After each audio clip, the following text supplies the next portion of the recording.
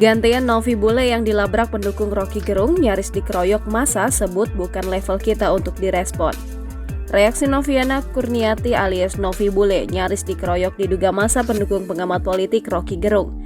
Diketahui belum lama ini Novi Bule nyaris dikeroyok massa pendukung Roky Gerung saat berada di Mabes Polri Jakarta pada Rabu 13 September 2023. Adapun kedatangan Novi Bule ke Mabes Polri dengan alasan ingin melaporkan teror terhadap dirinya.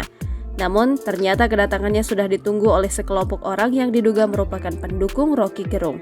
Sejumlah pendukung Roky Gerung ini langsung menghampiri dan mempersekusi Novi Bule.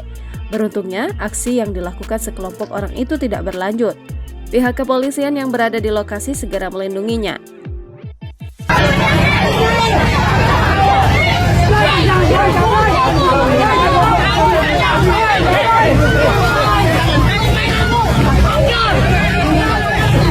Lantas bagaimana reaksi Novi Bule? Terpantau dalam akun Facebook miliknya, Novi Bule Kamiza tampak menguraikan kondisinya. Dalam unggahannya itu, Novi menyinggung para pendukung Roky Gerung setelah menyerbu dirinya. Diakui Novi Bule bahwa kondisinya hingga saat ini baik-baik saja.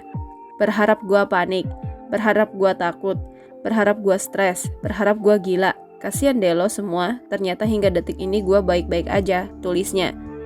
Lebih lanjut, Novi menyarankan untuk tidak menghiraukan para pendukung Roky Gerung. Menurutnya, dari tata bahasa para pendukung Roky Gerung sudah bisa dinilai untuk tidak perlu direspon.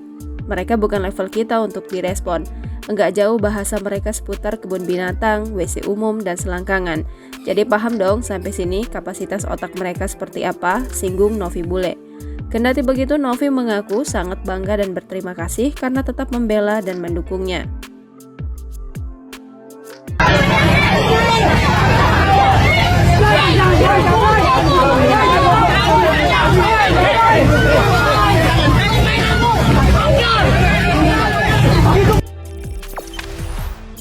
Jangan lupa subscribe, share, komen, dan like ya!